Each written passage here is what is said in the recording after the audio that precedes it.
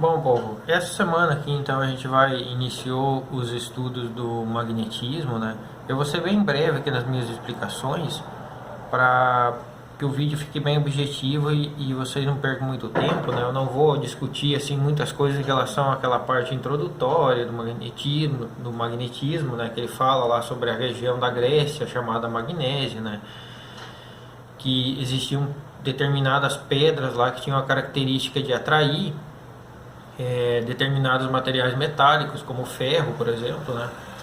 E essas pedras então foram denominadas de ímãs, né? Tá. Na verdade, o que acontece? Aquelas pedras lá, conforme foi explicado aí na videoaula que eu passei para vocês, é um tipo de óxido ferroso que tem uma característica específica em termos de distribuição eletrônica de spins, que faz com que ele tenha um campo magnético em seu interior, né? Então esses materiais eles são chamados de ímã. Então ímã na verdade é aquele óxido ferroso, né, que foi discutido lá. Ele se forma a determinada temperatura e pressão, né, que é o Fe3O4. E esses materiais, esse óxido ferroso, ele tem uma característica específica aqui de ter alguns spins orientados, né? E essa orientação de spins que gera o campo magnético, tá bom? Então todo o ímã ele vai ter dois polos, né? O polo norte magnético e o polo sul magnético, né? Vai ser sempre assim, tá? E sempre próximo do ímã aqui você vai ter a geração de um campo magnético, né? O campo magnético sempre é orientado aqui do polo norte em direção ao polo sul, né? Então, por exemplo, eu vou fazer as linhas de campo magnético para esse ímã aqui, ó. Se eu fosse desenhar elas teriam uma configuração mais ou menos parecida com essa, ó. Tá? Sempre saindo do polo norte em direção ao polo sul. Eu já vou discutir com mais detalhes para vocês as características desse campo magnético, né? Na verdade, para você identificar o formato do campo magnético do material metálico, você tem que colocar limalha de ferro próximo desse material, né? Os dipolos lá da limalha de ferro eles vão se alinhar com o campo magnético aqui do ímã e vão ficar na mesma forma, digamos assim, do campo magnético do ímã, né? O campo magnético é uma coisa assim, um campo invisível, né? A gente sabe que o ímã está gerando esse campo magnético porque quando você aproxima, por exemplo, um pedaço de ferro aqui próximo desse ímã, ele vai ser atraído. Então o ímã sempre vai ter dois polos, o polo norte e o polo sul, tá bom? E em relação a isso, a gente pode discutir sobre o princípio de atração e repulsão de ímãs, tá? Quando você aproxima dois polos iguais, existe a tendência desses ímãs se repelirem. Então, é um exemplo aqui, ó. Eu aproximei um polo sul com polo sul, os ímãs se repeliram. Se eu aproximar polo norte com polo norte, vai acontecer a mesma coisa, os ímãs vão se repelir também. É a mesma coisa lá de cargas elétricas, né? Lembra que quando tinha uma carga elétrica positiva, aproximada com outra carga elétrica positiva, as duas se repeliam. A força entre elas era uma força de repulsão. Cargas de sinais iguais se repelem. Ímãs que tem mesma nomenclatura, digamos assim, sul com sul ou norte com norte, que tem polos próximos com mesma nomenclatura, eles também vão se repelir. Que é o caso aqui, né? Sul com sul houve repulsão, norte com norte houve repulsão. Mesma coisa que carga elétrica, tá? Cargas elétricas de sinais iguais vão se repelir, né? Positivo com positivo vai repelir, negativo com negativo vai repelir. E cargas de sinais diferentes, elas vão se atrair, né? Então, se eu pegar uma carga elétrica positiva e aproximar de uma carga elétrica negativa, a força entre elas vai ser uma força de atração, aqui é a força elétrica. E da mesma maneira o ímã, né? Quando você aproxima dois polos aqui de ímãs com nomenclaturas diferentes, ocorre a atração desses polos, né? Se vocês pegar dois ímãs lá e aproximar um do outro, né? Dependendo da configuração que vocês colocar esses dois ímãs, ou eles vão ter a tendência de se atrair, o que significa que você está aproximando polos com nomenclaturas diferentes, ou a tendência de se repelir, tá bom? Essa é a primeira coisa das três que eu quero falar para vocês, essa é a primeira coisa importante, né? Atração e repulsão. tá bom? Então, nomenclaturas iguais a repulsão, nomenclaturas diferentes, atração, tá? O segundo princípio dos três que eu quero, das três características, digamos assim, que eu quero destacar para vocês em relação ao magnetismo, o segundo princípio ele fala sobre a inseparabilidade dos polos magnéticos, tá? Então, aqui eu peguei um ímã, digamos assim, entre aspas, muito grande, e eu vou começar a fazer divisões nele, tá? Então, eu vim aqui, peguei esse ímã, cortei ao meio. Quando você divide um ímã ao meio, você não consegue separar esses dois polos do ímã, tá? Então, quando você corta esse ímã ao meio, o que acontece? Você gera outros dois ímãs com polo norte e polo sul, tá? Uma coisa que eu vou chamar a atenção para vocês aqui nos exercícios é que o polo norte do ímã, aqui, digamos assim, ele vai se mantendo, por exemplo, desse lado, se a gente for fazer a análise aqui do polo norte do ímã. Quando você cortou ele ao meio aqui, esse polo norte aqui ele se mantém e gera-se uma outra parte aqui com polo sul nesse mesmo ímã. Mais para frente eu já vou estar explicando por que ocorre a geração desses desses polos norte e sul nesse ímã, quando você divide um ímã aqui ao meio, quando você quebra ele ao meio. E da mesma maneira aqui, né? O polo sul aqui se manteve, mas foi criado um polo norte aqui nesse ímã. Esse princípio ele se chama de princípio da inseparabilidade dos polos magnéticos. Por mais que você divida esses ímãs aqui infinitas vezes, você sempre vai ter a geração de outros ímãs com outros dois polos magnéticos, tá? Então eu vim aqui, quero dividir esse ímã de novo, venho aqui, divido o ímã de novo. O polo norte se mantém, mas é criado outro polo sul aqui, tá? Da mesma maneira, essa parte do ímã aqui, o polo sul se mantém e é criado outro polo norte, tá bom? Então isso aqui se chama inseparabilidade, o princípio da inseparabilidade dos polos magnéticos. Você nunca vai conseguir separar um polo magnético. Até hoje, nenhum experimento dentro da física conseguiu separar um polo magnético, porque na verdade assim, a formação de um campo magnético no material, ela é relacionada lá com o movimento de spins dos elétrons, né? E você não consegue então fazer essa divisão por causa dessas características. Mais para frente eu vou tentar explicar um pouquinho melhor esse princípio para vocês, tá bom? Mas sempre que vocês estiverem trabalhando assim com, entre aspas, quebras de ímãs, vocês têm que ter em mente isso aqui, que você não consegue separar dois polos magnéticos. Se você vem aqui e fratura, por exemplo, se você pegar esse ímã aqui, que foi gerado a partir esses dois ímãs aqui, que foi gerado a partir desse, e você vem aqui e fratura ele novamente, você vai ter a geração, por exemplo, nesse lado aqui o polo norte se mantém, mas é criado um outro polo sul. E esse outro lado aqui também, né? O polo sul se mantém, mas é criado um outro polo norte. Tá bom? Então isso se chama inseparabilidade dos polos magnéticos. Tá bom? A terceira coisa que eu queria comentar um pouquinho com vocês aqui é que todo ímã ele vai ter próximo dele um campo magnético, né? Uma região. Lembra que eu falava para vocês sobre campo elétrico, campo gravitacional terrestre, né? Um campo é uma região de influência próximo desse material, né? Então o ímã aqui também ele vai criar um que a gente chama de um campo, só que nesse caso é um campo magnético, né? Então ele vai criar uma região de influência magnética próxima dele. Quando eu fazia a carga elétrica lá, vou fazer aqui bem no canto aqui, né? Lembra quando eu fazia uma carga elétrica positiva e eu representava o campo elétrico dela aqui, que era uma região de influência próxima dessa carga elétrica aqui? Se você vem aqui e coloca outra carga elétrica próxima dessa região de influência, vai ter um processo de atração e repulsão, por causa desse campo elétrico que é formado aqui também.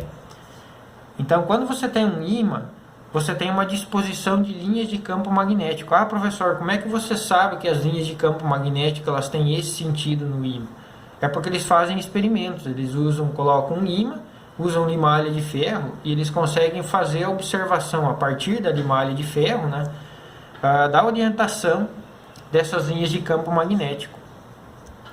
Porque os dipolos magnéticos lá do ferro, desculpa, os domínios magnéticos do ferro, quando você coloca um campo magnético no ferro, eles vão se orientar com esse campo magnético do ímã. Uma observação importante aqui, as linhas de campo magnético, elas sempre vão sair do polo norte em direção ao polo sul.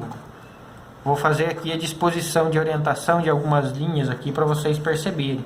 Então, fora do ímã aqui, ó, se vocês forem fazer o desenho das linhas de campo, ela está saindo do norte, entrando no sul, tá?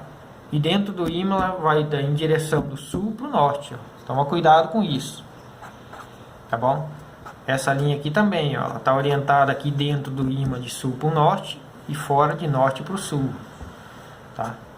Vou fazer a orientação aqui de algumas linhas de campo aqui, só para vocês perceberem a formação desse campo magnético. Aqui nessas linhas aqui também, ó, tá? Sempre saindo do norte e indo em direção ao polo sul, tá? Isso aqui é uma definição.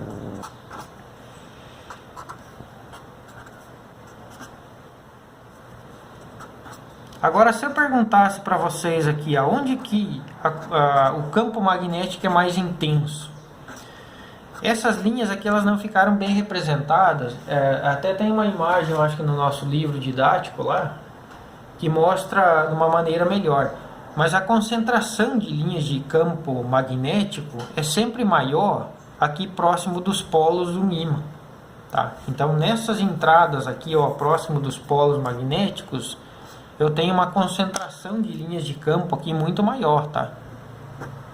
Teriam várias e várias linhas de campo saindo próximo dos polos. Então, próximo dos polos, o campo magnético do ímã é muito maior. E não esquece disso aqui.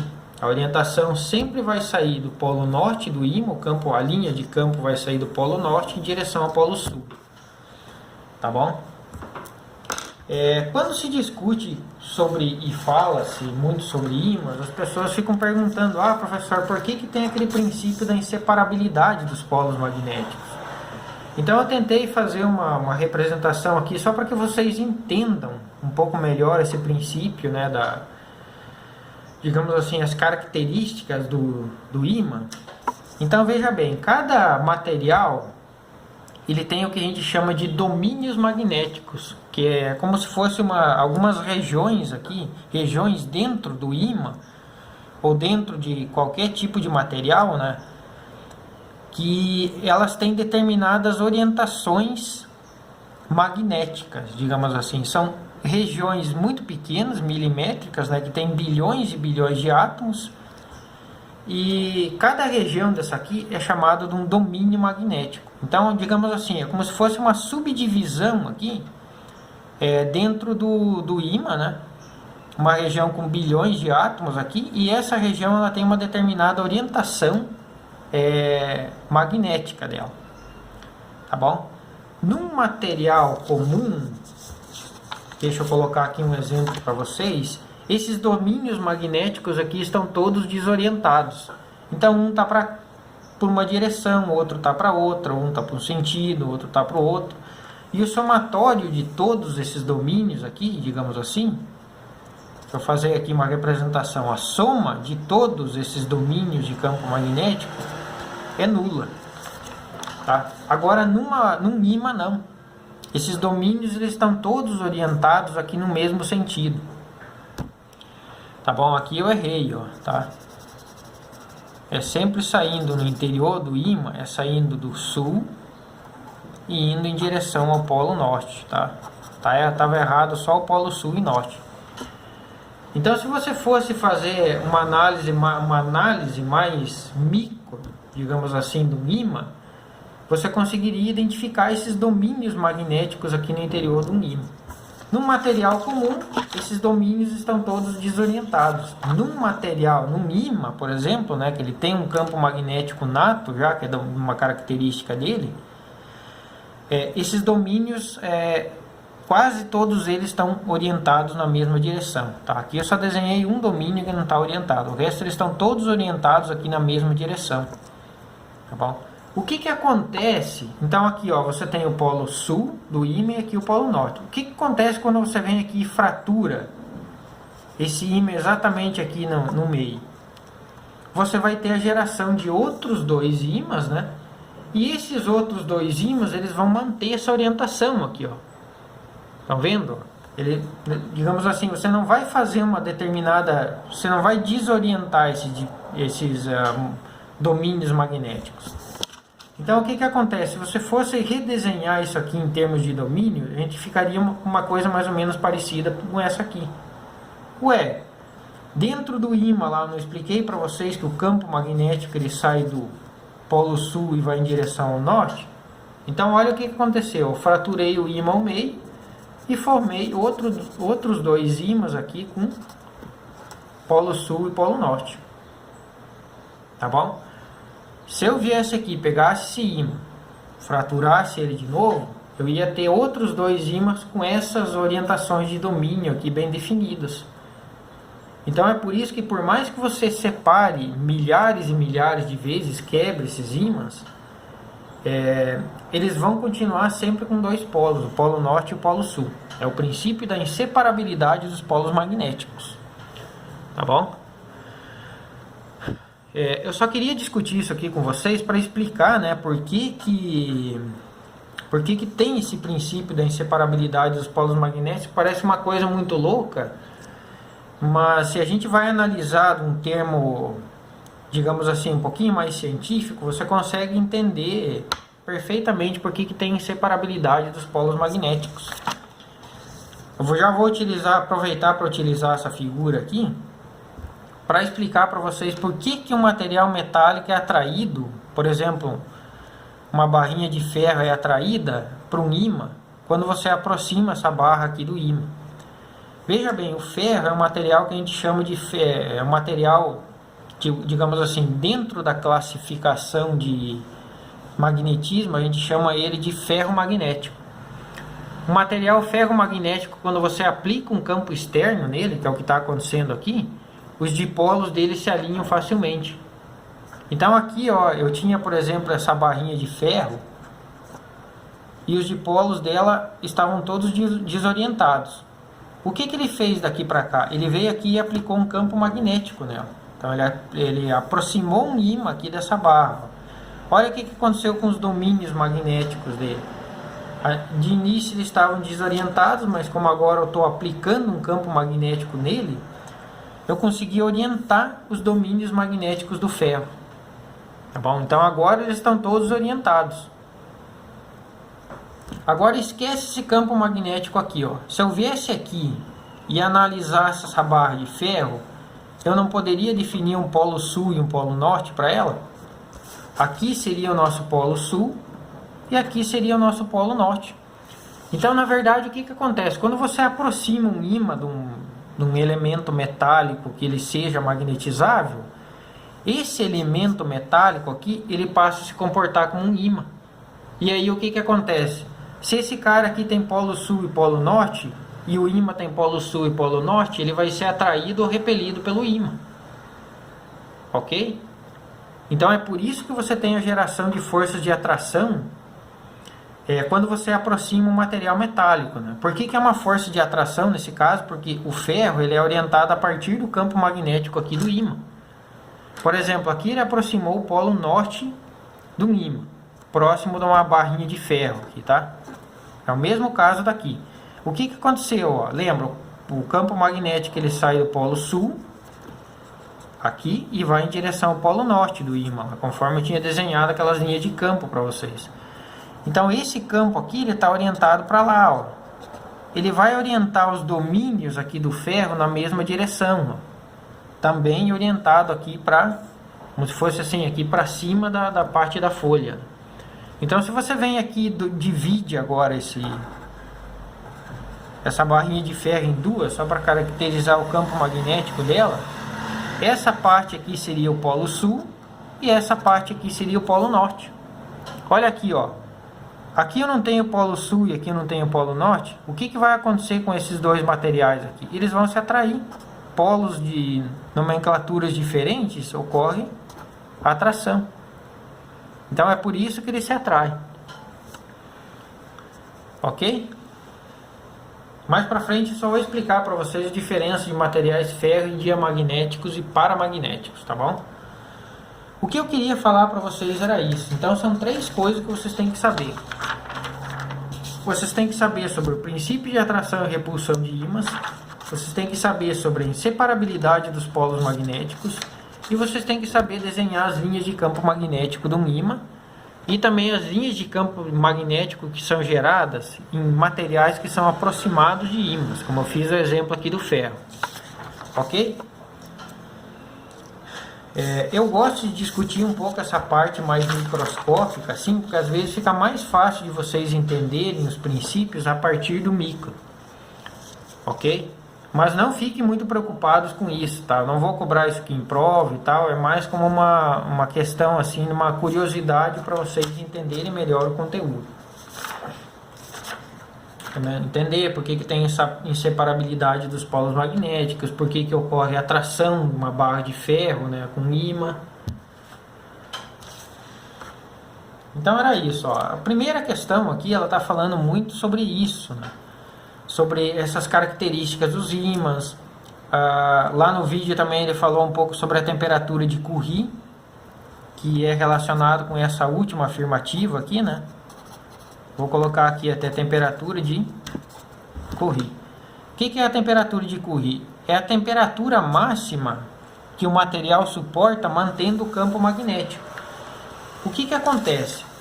Se eu pegar, por exemplo, essa barra de ferro aqui, que ela tem os dipolos alinhados, e começar a aquecer ela muito, eu tinha definido para vocês lá no 2º ano que temperatura representa a agitação molecular de um sistema, lembra?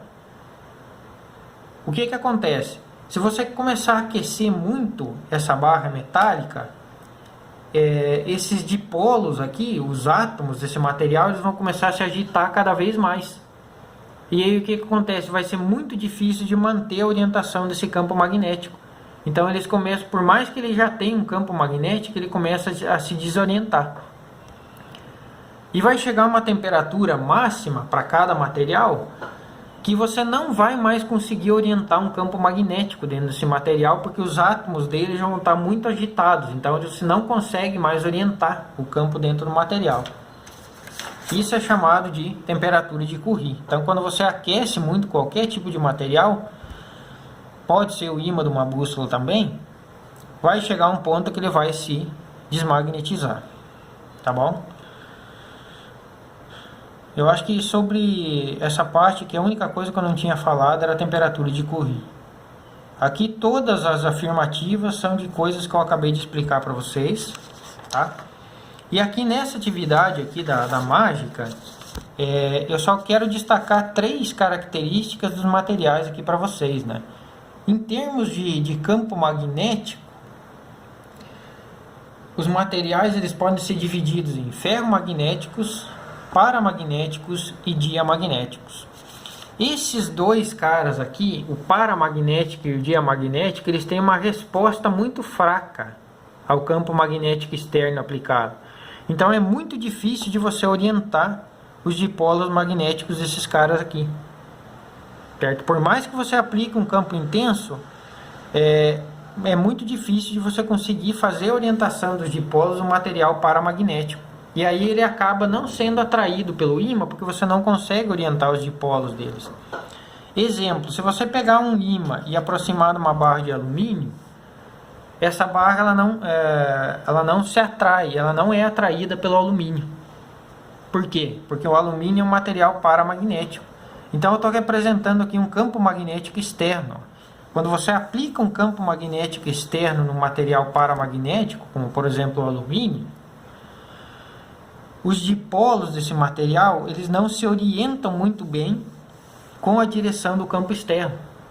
Você pode observar aqui que alguns dipolos dele ainda não conseguiram ficar orientados com o campo externo. Então esse material aqui ele tem uma resposta, digamos assim, muito fraca ao campo magnético externo aplicado. Ok? Já o material ferromagnético, eu coloquei aqui 3 exemplos, o ferro, o cobalto e o níquel. Quando você aplica um campo magnético externo nele, você consegue orientar os dipolos, os domínios magnéticos dele facilmente. Então o que acontece? Você aproximou um ímã aqui, né? polo norte de um ímã, que você gerou um campo magnético externo aqui. Esses domínios aqui do material ferromagnético, eles vão se orientar e você, entre aspas, transforma esse material num outro ímã. Tá? Então vai ocorrer atração aqui com o ímã que você está aproximando dele. Já o material paramagnético, por mais que você aplique um campo magnético próximo dele, os domínios magnéticos dele não se orientam muito bem. Ele tem uma resposta muito fraca ao campo magnético externo. Então, vai acabar que ele não vai ser atraído pelo ímã aqui, porque ele não vai ter um campo magnético, entre aspas, suficiente para que ocorra essa atração. E um material diamagnético, quando você aplica um campo magnético externo nele aqui, ele tem uma resposta contrária. Os dipolos dele se alinham, mas de maneira contrária ao campo aplicado. Então, se você está aplicando um campo aqui, por exemplo, direcionado para a direita, os dipolos dele vão se direcionar para o lado contrário. Só que esse alinhamento também é muito fraco. Então, é uma coisa para a gente assim, quase que imperceptível. Ok? Então, essas são as diferenças entre material ferromagnético, que tem uma resposta boa, digamos assim, para o campo magnético, e materiais para e diamagnético. Né? Então, esses caras aqui têm uma resposta muito fraca para o campo magnético externo aplicado. Tá bom? Esse é o exercício algumas coisas que eu coloquei no exercício número 3, em relação a materiais diamagnéticos, ferromagnéticos e paramagnéticos. Ok? Quando vocês forem fazer esse exercício aqui, vocês tomem cuidado aqui com esse princípio que eu falei para vocês da separabilidade do polo magnético, tá? O exercício número 5. Porque quando você quebra esse ímã aqui, ó, o polo sul dele vai se manter e o B aqui vai ficar com o polo norte. Aqui também, quando você quebra essa parte do ímã aqui, o polo norte dele se mantém. E aqui no A, no caso, você vai gerar um outro polo sul. Aqui também teria um polo norte e aqui um polo sul. Ok? Pessoal, era isso sobre essa parte, né? Espero que vocês gostem desse conteúdo de magnetismo. É um conteúdo mais interessante, digamos assim, né? Vocês vão aprender como é que funciona o motor elétrico. Vocês vão entender melhor o que é uma aurora boreal. A gente pode trabalhar muito com campo magnético terrestre. Formação de campo magnético próximos de fios e espiras conduzindo corrente elétrica, né? Então é um campo que tem vastas aplicações, né? Por exemplo, aqueles trens magleves também funcionam a partir de magnetismo, né?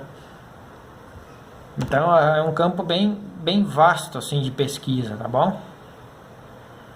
Então era isso, pessoal. Bons estudos a todos aí.